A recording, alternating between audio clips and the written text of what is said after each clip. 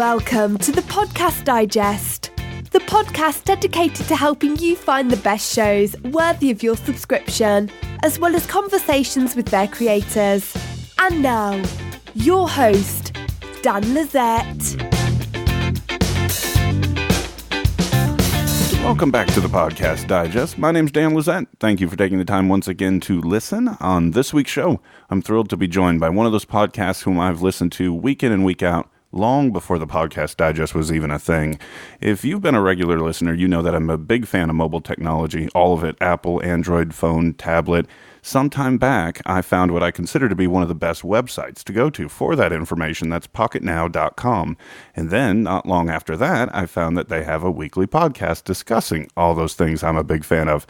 It's called the Pocketnow Weekly, hosted by Michael Fisher, and it's a real privilege to be joined by Michael this week. Michael, welcome to the Podcast Digest. Dan, thank you for having me here. I am very, very happy to be talking with you. Another, until recently, Virginia Beach liver in resident, whatever, however the hell you say that. Yeah, I screwed up already. People who used to enjoy warm weather and now no longer have it.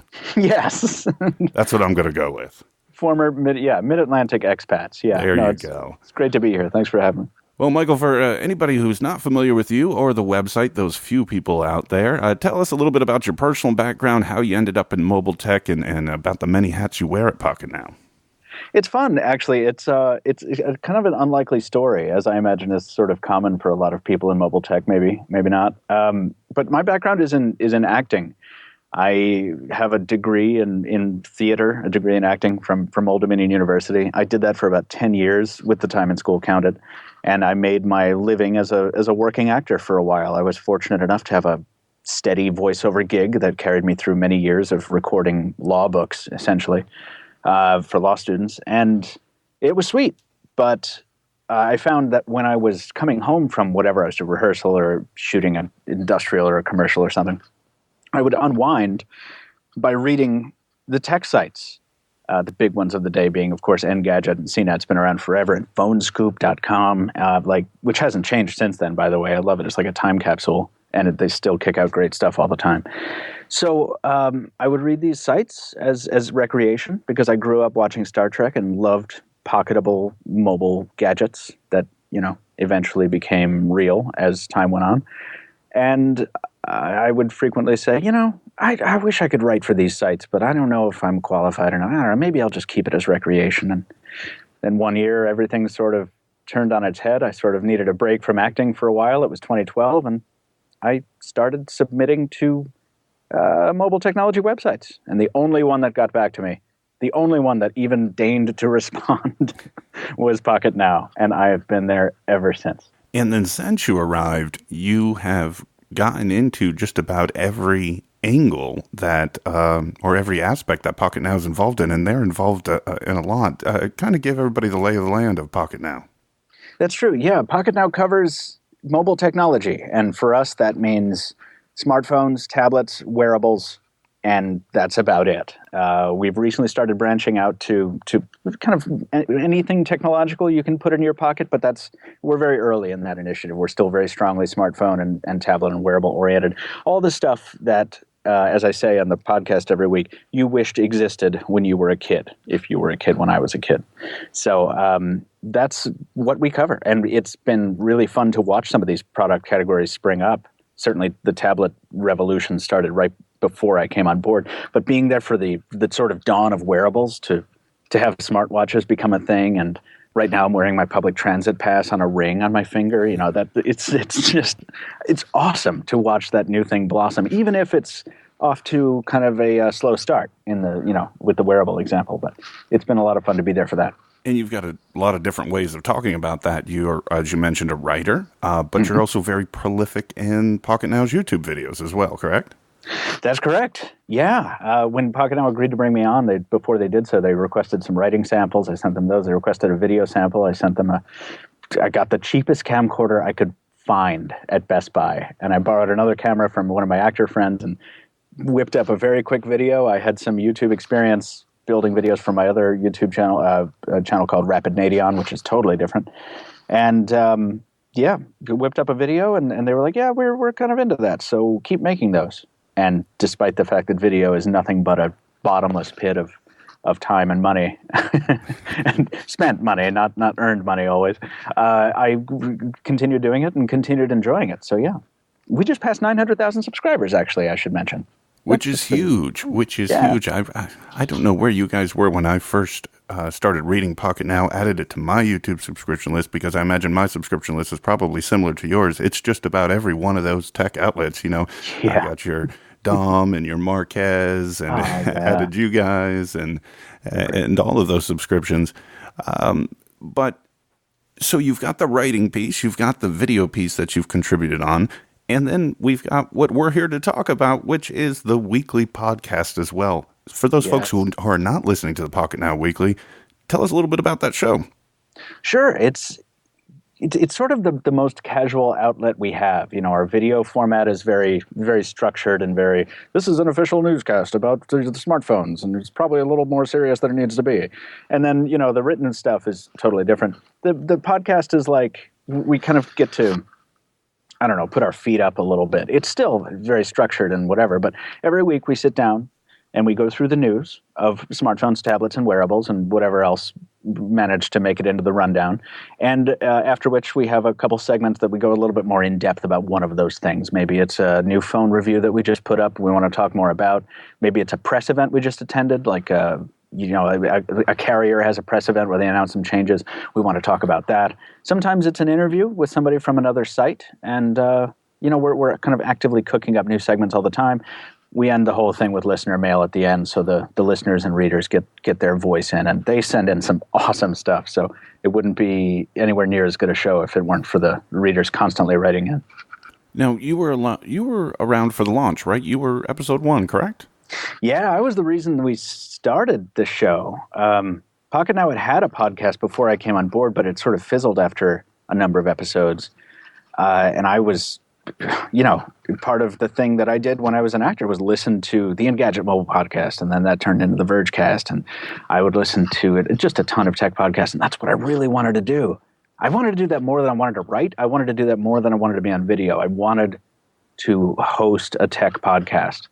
And when Brandon Miniman, who was the editor-in-chief at the time, and Anton Dinaj, who's now the editor-in-chief, decided to let me do it and to help me get it off the ground, I was so excited. And that excitement has essentially remained unquenched as the 140 weeks since have gone by. And that's what I recalled, that you were right there at the beginning. I don't know exactly when I came on. I don't think it was episode 1, but it wasn't that long thereafter. And I remember that you guys you mentioned some of those other tech podcasts. And one thing I've done here on my show over my very brief career at this point, not numbering anywhere near Pocketnow Weekly at this point, is that I try not to go negative in terms of the shows that I've reviewed or recommended. But it goes without saying, though, I think, you mentioned some of those other shows that are long gone, or have been relaunched, or 2.0s, and The Verge is doing something completely different now. I used to subscribe to Engadget and the Engadget show, and then they lost a host when Tim Stevens moved on, and then the mobile became a different thing. But you guys have been, while you've had different segments and a different roster, if you will, you've been a consistent force, as well as, by and large, while the segments have changed, the goals have remained. And what do you attribute sort of that staying power to? Stubbornness, because and sometimes I've regretted it, because we started at episode 1, and I think I may have said it in episode 1 that we're never going to miss a week, or we're going to try not to miss a week. And we have not missed a week yet. I mean, there have been some times where we've left people hanging for like 9 days rather than 7, but there has been one podcast per week for 140 episodes. And I think that consistency has been really important for us. I think that's helped us gain the audience that we have. I mean, sometimes, I'm not going to lie to you, it is a pain. It is a ginormous pain some weeks to fit the podcast in, because as you well know, these things are a bear to put together, from scheduling to recording to editing. It's just a massive time sink.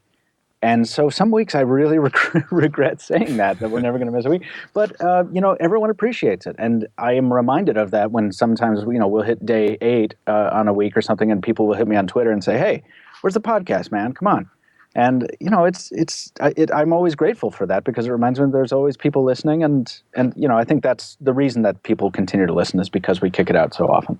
And that commitment has led to some really interesting scenarios where you guys have set up recording. I know as a listener some of these stories, but I'd like you to share kind of some of the most difficult weeks to get this thing out. What are some of the places and things you've gone through to make episodes happen?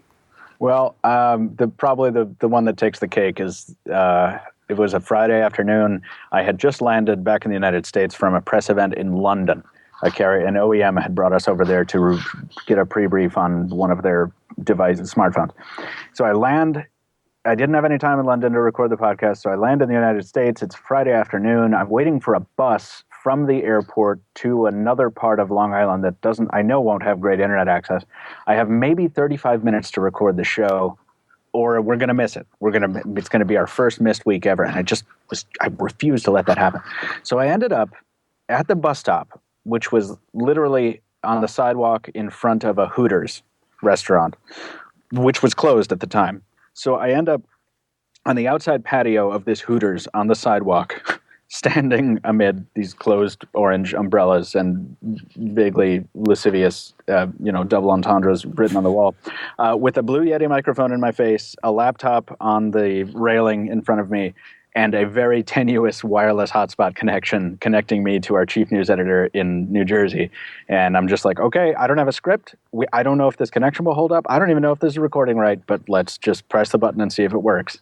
And, it was one of our worst episodes ever, probably, but it was a podcast. We got it done. And you mentioned these oftentimes overseas, big expos and conferences, and you guys will pull in guests from, other news outlets, and you'll have these shows happen in hotel rooms and what have you. What is that like when you're out there with sort of a new cohorts and a new setting? And I know I've heard the echoey hotel rooms, and what is this like? So there's two sides to it. One of them is, I'll do the bad one first. You mentioned the echoey hotel room, okay, and that's almost always our situation. Right. Pocketnow tends to operate sometimes under a mandate of acting like we have more resources than we do, and I think most places of employment are like that, really. Probably so, yeah. But so we never like to admit it when we're kind of scraping by the skin of our teeth. But that's often the case when we're flying overseas and spending thousands of dollars on travel and lodging, when somebody else is not picking that up for us. So we don't stay in the nicest hotels. And so when we invite people to be our guests, it's often in an echo-filled hotel room. We're all gathered around a single microphone that's not all that expensive, recording to a computer that's not impressive. And our guests, as you mentioned, are from, so many other shows of just enormous means. They have great sponsors that give them thousands of dollars and have great studios and all this stuff. And I'll bring these guests in sometimes and I'm like, listen, I'm really sorry. This isn't going to be anything like the show you just had me on. But, we all get over that really quickly. And to a person, they've all been very, very gracious and very like, yeah, no, man, it's cool. And the immediacy of being at a trade show and being able to say, to someone who just experienced the same thing as you did on the trade show floor, or just tried out the same product as you did, the immediacy of being able to be like, oh yeah, do you remember that thing we did 3 hours ago? Yeah, all right, let's talk about that. And to be in the same room as them rather than sharing a Hangouts connection or, 1,000 miles away with a half second of latency in between you so the conversation's kind of disjointed, to be in a chair opposite the same table as these people it's wonderful. I wish we could do that every week because it's just so, I find it to be so superior than the sort of telecommuting model we have to use all the time. And as a listener, I'll give you this little bit of feedback in case you hadn't heard it yet or would like to hear it again. Yeah. A perfect example in a recent episode that you guys did was the HTC episode where you guys were at the HTC event, and you guys, and the names escape me and I apologize, it was you plus two guests, and you guys riffed for an hour 40 on the M9 and the new AR deal. Yeah, the virtual reality one. Yes. Yeah, that was the Mobile Geeks episode. That was Yes. that was one of those studios where they had a much nicer setup than we did. And that was such an excellent episode. Just like you said, without the technological barriers that often occur, and it was just the three of you geeking out, so to speak, and you got so much perspective and so much information. And I'm not an HTC user, but my brother is. He's still on the M7, and I listened to your show, that episode, and immediately sent it over to him and got in touch with him. And I said, it's time for the upgrade. He didn't want the M8, but the M9. I said, listen to this. You have to hear this conversation. Yes. I'm glad to be of help in that regard. I hope he enjoyed it. Yeah, and speaking of guests are a fairly regular occurrence on Pocketnow Weekly. You guys have a roster of hosts, if you will, regular contributors at Pocketnow, but you also bring in folks from the outside. What is that process like? Like sort of, obviously you work with these folks in the same industry and that piece, but how do you guys go about selecting a guest for each week? And, do you strategically choose them, or what's that process like? Yeah, it depends on what's in the news that week. Like, I do try and arrange it so that when we have a guest on, it's going to be germane. It's going to be someone who has an expertise that is germane to the topic we're discussing. Sometimes it works out for both of us because we have a pretty large platform in terms of the podcast. So, but we don't often get review devices first. Some outlets are larger than us; they get it first. And so I'll work something out where it's like, hey, you guys have this review device, we don't yet. Will you come on our podcast and talk about it? And that way, everyone wins. They get a little bit more exposure. We get virtual access to whatever device it is, and everybody's happy, and then the audience is happy too. And I probably should have said that first. Our audience gets to experience, a device that we otherwise would not have gotten as early. So, that's one example. Another one, another thing that governs my thinking, frankly, is the fact that women are sort of horribly underrepresented in technology, and that sucks. And we don't have we're, I guess, technically part of the problem, despite efforts to the contrary. So we have a team of all dudes, along with a lot of mobile tech sites. So as often as possible, I will try and get a woman's perspective in the form of some of my lady friends who come on the show. I say lady friends, and it sounds lady friend. No, but you know what I mean. And that's really valuable because it prevents us from just staying in this echo chamber of like, oh yeah, all these smartwatches are awesome. And then we'll have somebody like Nicole Scott on from Mobile Geeks. We'll have, Florence Ion from Greenbot. And they'll say, yeah, right, but I can't wear any of these. Right. You know what I mean? And that's a perspective that we would never get otherwise. So all these factors sort of go into the pot when I'm considering what guests to have on. But it wouldn't, we didn't have a guest for like the first 50 episodes or something because I was still so new to the industry. I didn't have any friends. Hadn't made any friends yet. Right, exactly. So, and when there were no guests, it was the hosts. And this roster has sort of evolved over time as well. Right now, I guess it's safe to say that you and Stephen Shank are sort of the anchors, the co-authors, the co-hosts, if you will. Yeah, true. But you've had plenty others over the past as well. And is this sort of the same way where you... I know that you guys are worldwide in terms of where your home base is, but also some of them sort of specialize in certain, Joe Levi in the Android world. Is that kind of the same process with who you try to pull in from the staff as well? It is, but oddly enough, it's based more on availability with us. Right. Because strangely enough, so many of my friends are at least they're on the East Coast. The guests. They'll be on the East Coast or maybe on the West Coast. And that's about as far away as they get, Nicole Scott being the exception in Taiwan. But on the team, as you mentioned, we're all in different countries. So our editor-in-chief is in Europe. He's 7 hours ahead of me. So by the time we're ready to record, he's off the clock. And so he can't often come on the show. Jaime Rivera, our multimedia manager, he's in Honduras. And so when he's able to join... he sometimes can't because, the power will go out or something like that. You know what I mean? I think he always podcasts from LTE, doesn't he? He actually does. Yes. Yeah, he has to. So those challenges are really interesting. But there are certain segments we run on the show that require someone like Joe Levi. You mentioned he has an Android expertise. He also has security expertise and web design. So there's a segment that we run sometimes called Learn Something, where we really get in depth on a particular topic. or we try to. And that almost requires Joe, because he is one of the most, he has one of the most often sought bits of expertise in terms of his Android background. Or, Adam Lane so rarely comes on, but he's our Microsoft guy, No one can talk about Microsoft like him. So if we really want to have an in-depth talk about Windows 10, technical preview, whatever, got to get Adam Lane on. So yeah, the subjects do govern it more often than anything else. And I'd have to get this dig in, just in case anyone from your crew actually hears this. You would consider yourself the WebOS guy. Oh, God. Yeah. It's the only thing I have an expertise in. It's a dead platform from 4 years ago. I told you, I've been listening for a while, so I had to get that one in. Yeah, I appreciate it. I wouldn't be doing my part here. Yeah. I had to stop doing that because it was a joke for a while, and then I got tired of hearing it, and I'm like, man, I know the listeners are so tired of hearing it. I'm going to shut up about Palm for a month and see what happens. But you know what, though?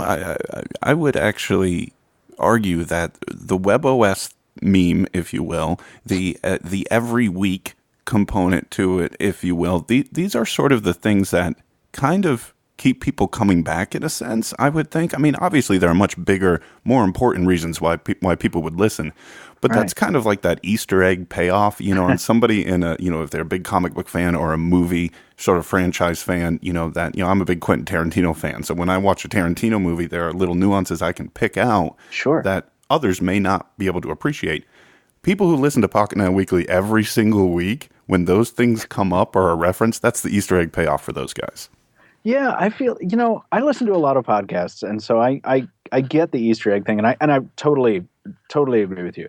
But I'm so timid at points, or not timid, but I'm so wary of annoying people with sort of a repeated bit that maybe doesn't pay off as well anymore. And I've actually been, frankly, I've been a little bit. I felt like we've been sort of mired recently in kind of a repetitive. I don't know. It's not like a cycle. For the past 10 episodes or so, we haven't really had a new segment in a while. We haven't had a new guest. We've kind of had the same guest for a couple times in a row, and I'm itching for something new at this point. So. I'm always trying to not just let us remain stagnant, I guess is what I'm trying to say. Well, you mentioned some of those segments, and I had that on the list here. Let's jump down to there, because some of them have been, we mentioned the email, the sort of the answering of the questions at the end of every show, and you've done full email episodes as well. But I'm kind of curious how you guys come up with some of these, because I know one of the more recent ones that I've really liked is when you kind of give Steven the stage for a good 8 to 10 minutes with the dial F for fail. Sort of right. What is the gestation of the ideas for these segments, and how do you come up with them, and how's it been going with those? It's been going well, and it's entirely a product of my sort of territorial feeling about the podcast. The podcast is sort of my baby within Pocketnow, and I want to see it do well. And it doesn't. I want to make it clear that we get support from the top. If Anton, our editor-in-chief, were not behind it, it would no longer be in existence. He has let this happen week after week, despite the fact that it's not a high. Frankly, it's not a high income property for us. We make much more. We get much more exposure. We make much more ad revenue from videos and even from good text pieces. The podcast is sort of this hobby almost. But as a result of my dedication to it, I've sort of absorbed a lot of stuff that has fallen by the wayside. We used to run a show called the Pocketnow Live, where we would just open a hangout room up to any readers who wanted to come in or listeners, and they would hang out with us and ask us questions. So I sort of stole that and incorporated that as a standalone segment. We used to do something called the Pocketnow VIP, where we interview other people in the industry. Once again, I took that and bundled it into the podcast. So anything that the rest of the Pocketnow machine sort of discards as we can't do this anymore, we don't have the bandwidth, I'm like, I'll take it. I'll build it into the podcast. It'll be great. So, but when we relaunched the podcast in Hangouts format on episode 100, I knew that I wanted to shake it up. It used to be just all news. We'd go through the news and that would be the show. But I wanted defined segments, and I had heard it from, I think I stole that idea from another podcast. All great ideas are stolen, right? Oh, sure. and I don't remember if it was one of the Cracked podcasts or something like that, but yeah, no, it was the Unpopular Opinion, one of the Cracked podcasts, and they, it was like, this is a segment called, and then, they would start that, do that for 20 minutes and do another segment. I was like, wow, that's a good idea. So I just cooked up a bunch for the episode 100 relaunch, and as I mentioned before, one of them is, learn something, let's get some stuff in. One of them is called Nerdy Nostalgia, where we all get nostalgic about some stuff that doesn't exist anymore, like really nerdy stuff like analog phones or, flip phones or something. And some segments have yet to be launched because other ones have taken precedence, like Gadgets in Hand. It's like, hey, we have this phone, come ask us questions about it, because otherwise we're going to just stop covering it. So come ask us questions about the Galaxy S17, whatever. Right. Would you consider the Nerd Nostalgia segment similar to the YouTube, the video, the throwback reviews, the audio equivalent of the throwback reviews? Totally. Yeah, absolutely. Yeah, I feel like nostalgia plays a huge part in some of the content that we put out. Pocketnow had throwback reviews before I came on board, but if there's one thing I am a sucker for, it is, rose-tinted glasses and looking back with fondness. Obviously, that's where the WebOS thing came from. So anytime I have an excuse to do it, I'll do it. Yeah, those throwback reviews on YouTube are always required viewing for me. I love those. Those are excellent entertainment. I know they probably don't do the numbers of the new stuff and what have you, but just from a sheer, enthusiast standpoint, there are a lot of people out there that probably get a kick out of that.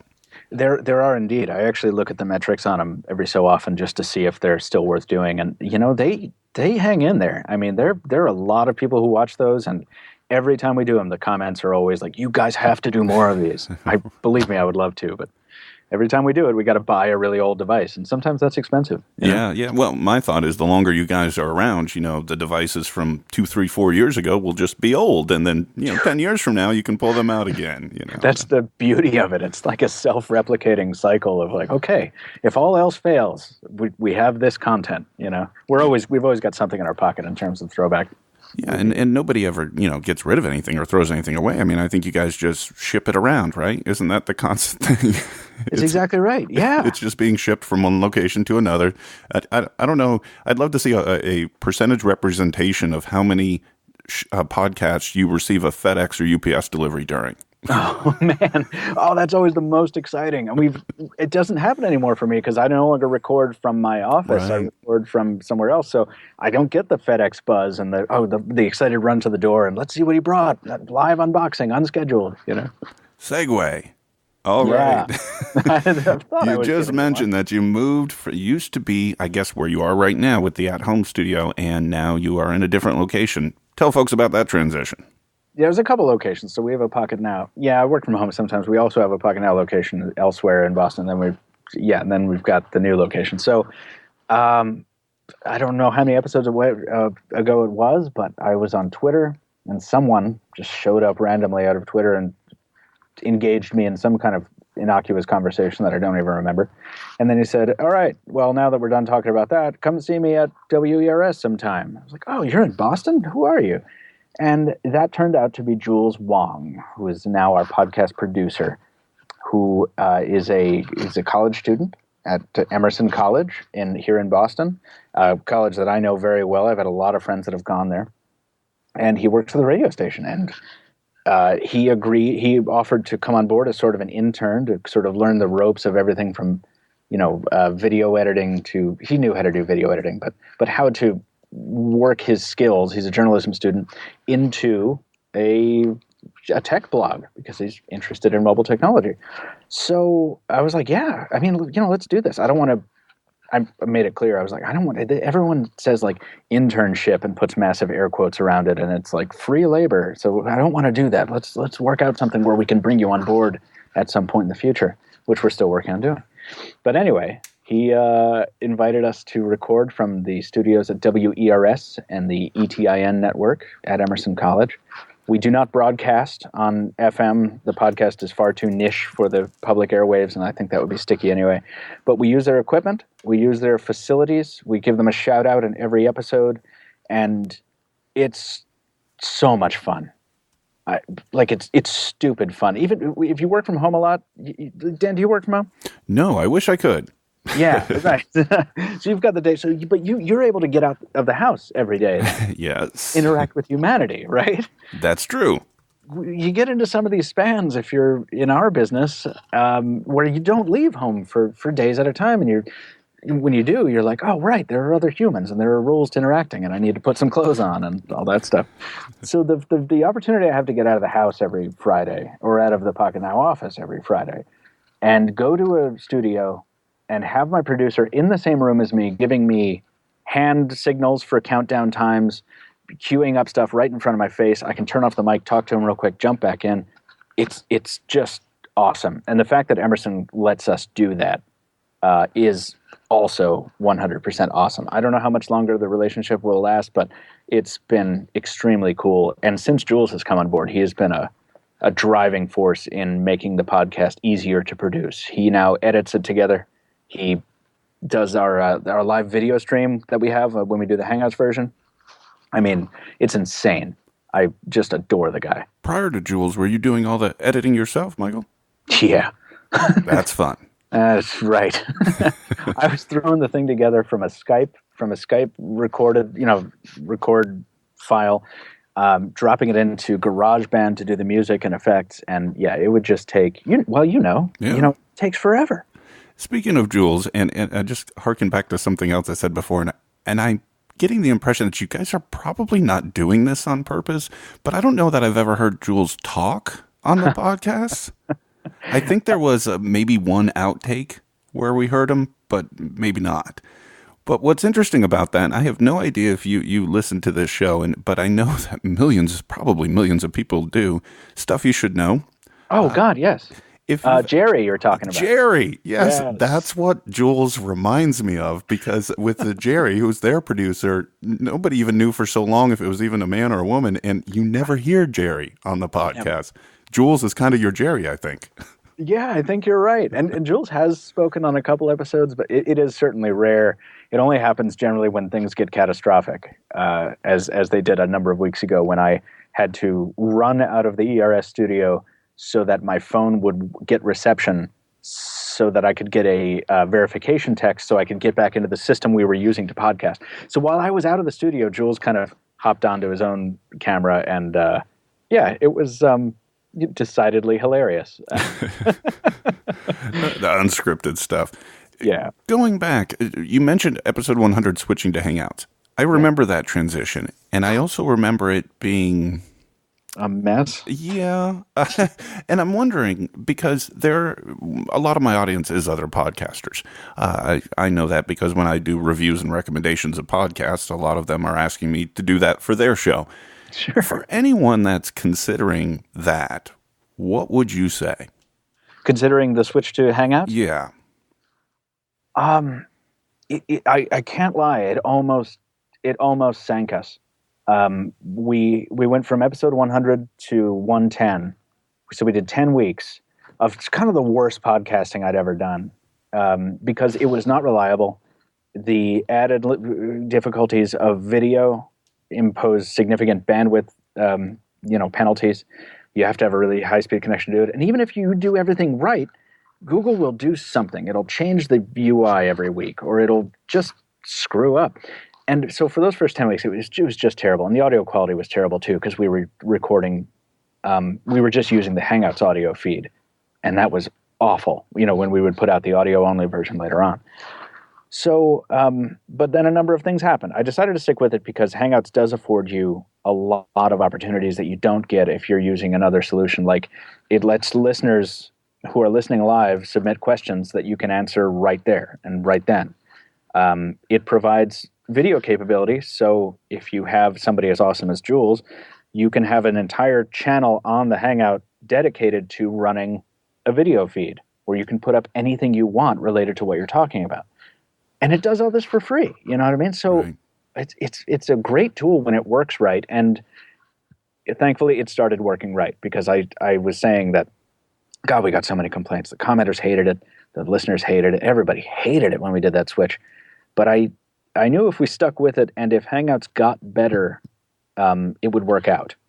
And what really saved the day was when we just decided to start recording all of our own audio tracks independently while we were doing the Hangout, and then consolidate those audio tracks later on into one good, high-quality cut. The result, of course, being that now it takes even more time to put the show together. But now I think we have a pretty good product on both the video side for people who want to watch live and the high-quality side for people who get it later on. You mentioned when you did the switch over some of the listener reaction, and I wanted to talk to you a little bit about that listener engagement. And we mentioned briefly the email segments that you guys do. Right. For the Pocketnow Weekly, what would you guys say your listener feedback has been? It sounds like people are pretty engaged with what you guys are doing. Yeah, we have a really hardcore cadre of loyalists that sort of write in every week. And whether they get their email read on the air or not, they'll just keep writing in with cool stuff. So that's really nice.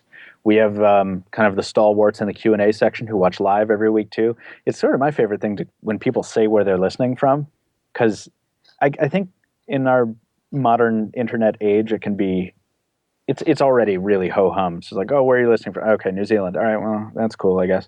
But we stop and think about it. It's like, wow, there are people tuning in at 3 a.m.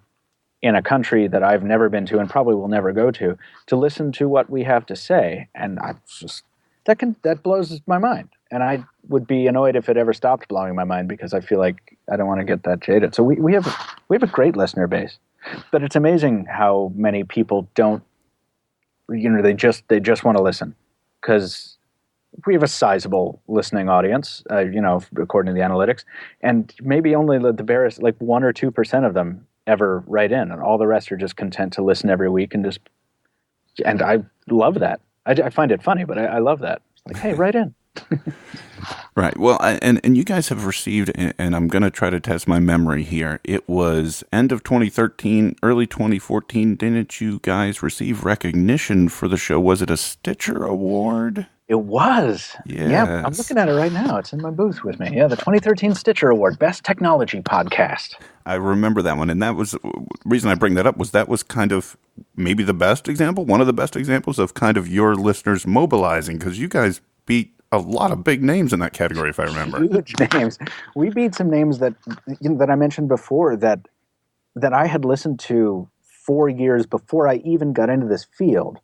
And if it were not for those podcasts, I would never have wanted to start a podcast at Pocketnow. So when that happened, I was like, that was awesome. I've won awards in other areas of my life before, not to be a jerk about it, but this meant more to me than a lot of those, because it's wonderful validation from the very people who are making it possible for you to continue doing the thing. So yeah, our podcast audience is fantastic, and I know everybody says that, right? But I really mean it. It's really true. Yeah, I remember voting in that process. I was a pretty passionate fan even back then, and I sort of fit into that 98% where I don't believe I've ever, written in or anything of that nature. Maybe a Twitter interaction here or there, but just in terms of receiving that, But when the opportunity on those Stitcher Awards came up to show that recognition, I made sure that I was a part of that process. That's for sure.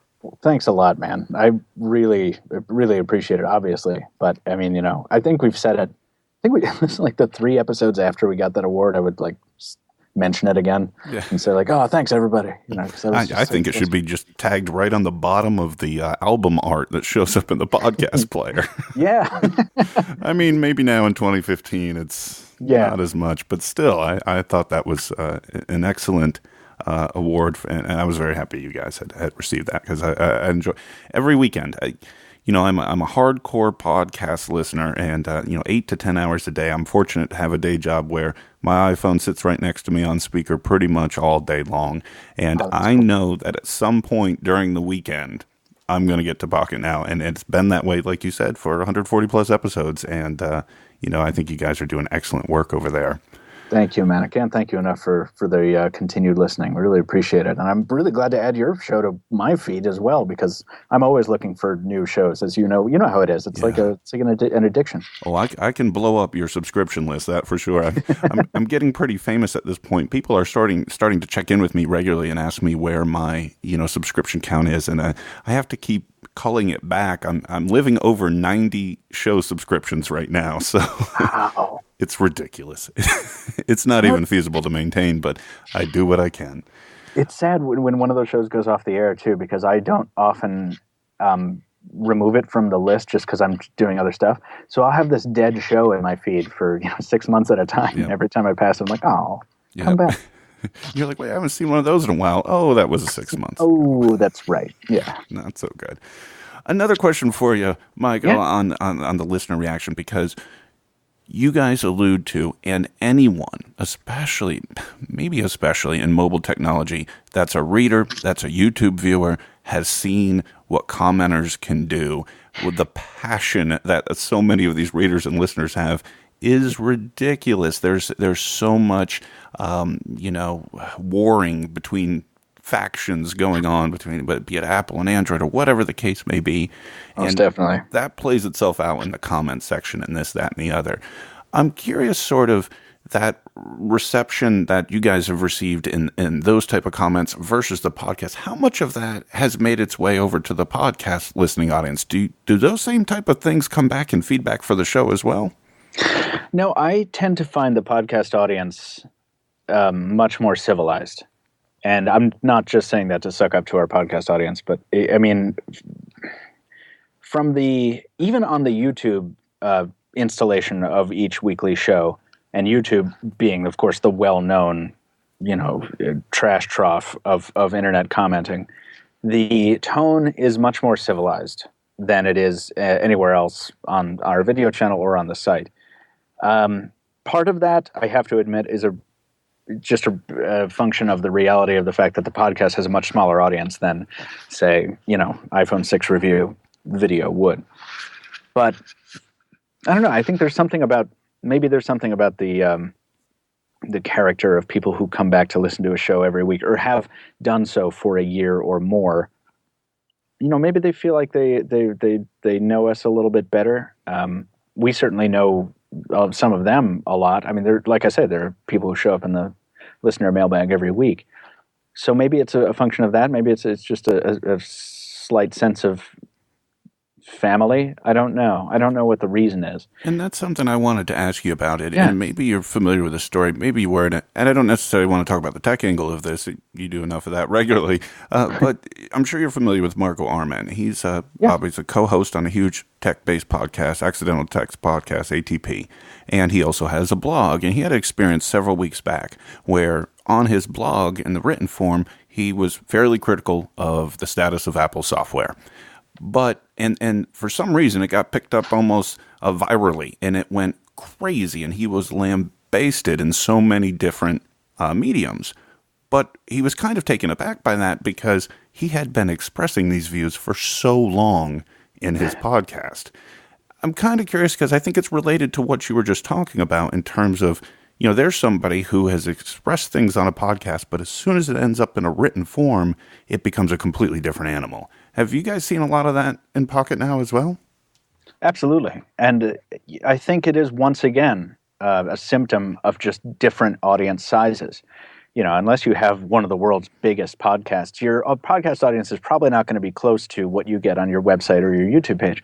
So as a result, when something you say on a podcast gets blown up, it gets delivered to that larger audience of yours or someone else's larger audience. That is bound to happen. And one of my favorite things actually is the opposite. Like I'll do a video on, say, pick a brand. It doesn't matter. LG. I'm just throwing something hypothetical out there. And I'll say something critical about a product that LG puts out. And then, a commenter will say, well, you're just an LG hater or something. My favorite thing that happens, and it happens more often as the months go by, is that someone will reply who's a longtime Pocketnow audience member and say, if you listened to the Pocketnow Weekly podcast, you would know how wrong you are. And we'll deliver a link to if you listen to him go on about this LG thing for 25 minutes, he's in love with this thing. So I love that. I love it when the podcast audience can sort of come to our rescue sometimes when the big, packs of dogs are out in another portion of our readership, And that's the benefit of the podcast, right? You get to do that exposition that maybe is not as easy to put together in, the 4.5 minute YouTube video or the, 1,500 word review or whatever the case may be. It's a lot easier to go on for 20, 25 minutes and sort of flesh out those thoughts on a podcast where it's much more difficult elsewhere. Totally. Yeah. Steven's segment, Dial Left for Fail, is a great example. He didn't write editorials anymore, so he wanted another avenue to just express his opinion, because he has opinions and they're really well informed and he's really eloquent about them. So he's like, yeah, can I have 10 minutes on every episode? Of course you can have. Yeah, here, take it. It's another segment. And people love it. I got worried for a second that maybe people wouldn't like just one person talking for 10 minutes, but everyone loves it. Oh, so I can tell you this. I don't mean this in the way that it might sound, because I'm in no position to really make this type of comment, but I think, take it in the spirit in which it's intended, I think Steven has gotten so much better over the time on the weekly. I mean, oh no, totally. Yeah, not that he was ever bad in any way per se, but his form now, in terms of maybe it's because I think that the two of you have a back and forth now that sort of.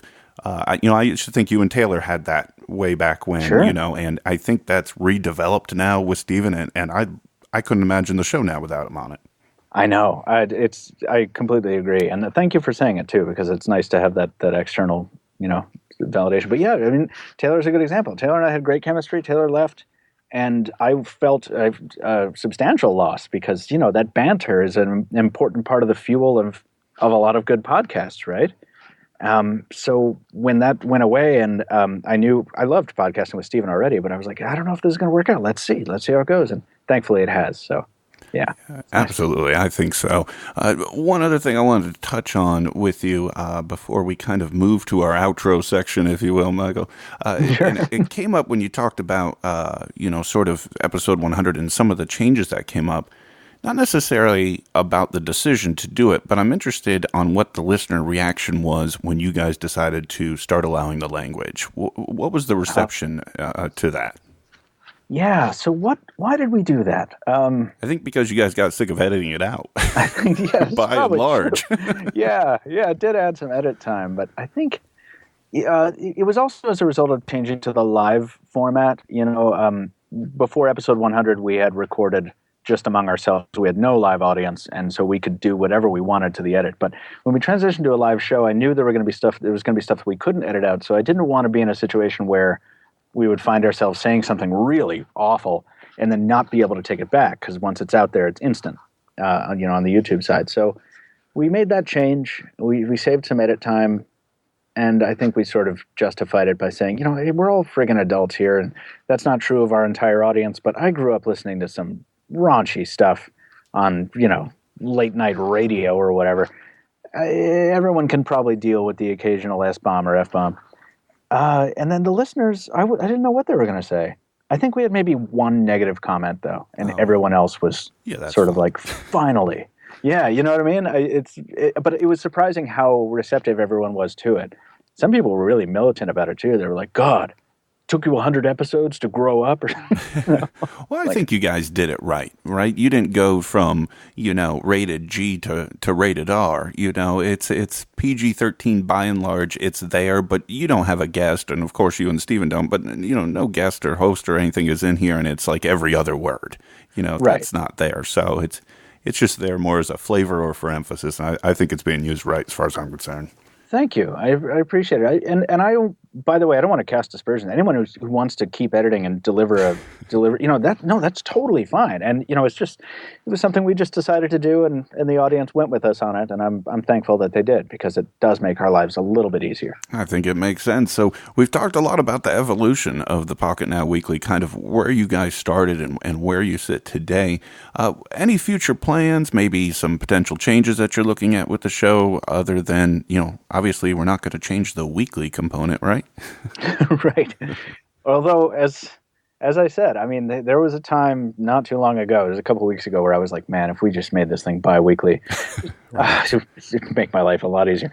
But, and there, some of our competitors / colleagues do that. They have bi-weekly shows. And I feel like there's something to be said for that, too. You let it let it save up a bit. Because sometimes we're doing a show and it's like, wow, this is really thin. Yeah. I'm writing the headline for it. And I'm like, nothing happened this week. Nothing happened this week. Right. But no, the weekly component's not going to change as long as I'm in charge. Yes, I would like to have another person host it at one point. I realize that, what are we on? We're on 140. So that makes for almost 3 years of me hosting the show every week. So I've not actually been away from Pocketnow for more than 1 week since I started. I'd like to change that. I think I'd like maybe to a 2-week vacation at some point. That's exactly right. It's hard to get to the islands if you... It is if you have to podcast it every week. But importantly, when I picture that 2-week vacation, wherever it is, whether it's a road trip or a trip to the tropics, I do think that maybe I would like to interrupt that vacation once with a podcast episode. I like hosting every one. That being said, I'm going to have to teach someone else how to do it at some point. Not that it's difficult, but you know what I mean? It's like there are procedures in place and all that kind of stuff. So I would love it if I could give the reins to the team, and just not be there for a week and see how that goes. I think that would be really cool. And I think some listeners would appreciate that, because I know I get tired of the sound of my own voice. Do you ever find that? Because you're hosting the show all by yourself. Often, yes. Recently, I've been bringing on a lot more guests, and I can tell you what, it's a lot more fun with guests.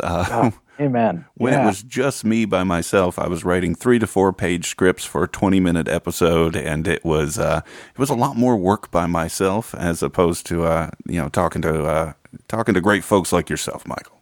Absolutely. Well, thank you, Dan. I appreciate it. I'm glad that you had me on. Speaking of preparation, that's the last thing I'll speak to on your last question. The podcast is a bit of a hobby for the site, even though it's a serious hobby. It's still a bit of a hobby, so it doesn't get the prep time that it needs. Often, you will find us starting with topics in the rundown that I have not looked at and that I rely on other people on the air to know, so that I can throw it to them for 5 minutes. Stephen, talk about this for a second, because you know this. I need to look at the next thing down to make sure I'm familiar enough with that. It would be great not to do that. It would be great to have a whole day before each weekly podcast to just prep the show, prep an interview, do something, something really tight. But as it is right now, we don't have the resources for it. So every show is sort of held together by, spit and bubble gum. It's been working out so far. Well, and that's some behind-the-scenes information as far as I'm concerned, because I don't think that really produces it on the other end. I mean, obviously, if you make an off-the-cuff comment about it, it's clear. But if you hadn't, I don't know that most folks would even be able to tell. That's good to know. I think it gets covered well. And, that I think kind of goes back to the interaction I think you and Stephen have developed right now. It's kind of this back and forth where one will kind of come in and rescue the other, so to speak, if somebody wanders off into the woods for something. And Absolutely, yeah. And that's a really important skill if you are on the air with me, because as you have no doubt determined, I will just, if I don't shut myself up, I'll just keep talking, and suddenly I'm way out in the weeds. And, if somebody's not going to be there to jump in and rescue me, then the show will just go right off the rails. Well, I think landing in podcasting was, or at least 1/3 of your life landing in podcasting at this point, behind the writing and the video work, is the right place to be. And thank you, Michael. Before we go, anyone who has not yet hit the subscribe button, and hopefully, folks, you guys have already searched this in your podcast app of choice, found Pocketnow, and subscribed. But if they haven't, tell them where they can find the site and all the great work you guys do over there.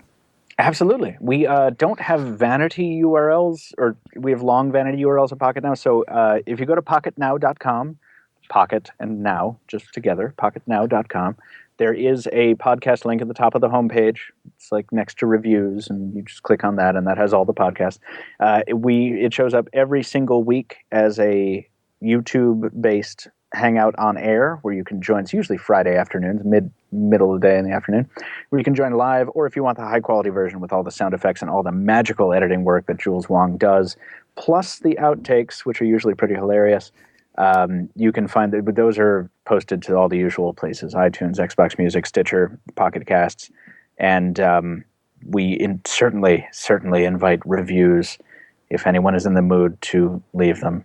Of course, the traditional advice stands. If you loved the show, please leave a review. If you did not, please keep it to yourself. Exactly. That is good traditional advice. And where can they find you, Michael? They can find me when I'm not posting videos at pocketnow.com or at youtube.com/pocketnow.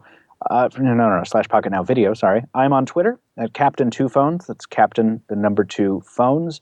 And I also make different YouTube videos occasionally with my father, completely different, not mobile technology related, at youtube.com/rapidnadion. Cool. And I'll make sure all those links are in the show notes as well, folks. You can just simply check those and go right to Pocketnow, as well as Michael and his other work.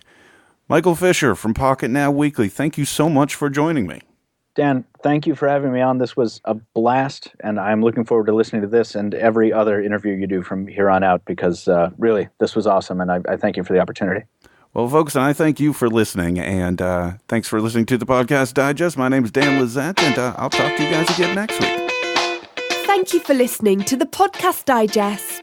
You can follow the show on Twitter at PodDigest, like the show on Facebook at facebook.com/The Podcast Digest. Email the show feedback at thepodcastdigest@gmail.com. And you can find all the previous episodes and exclusive blog entries at the show's website, thepodcastdigest.info.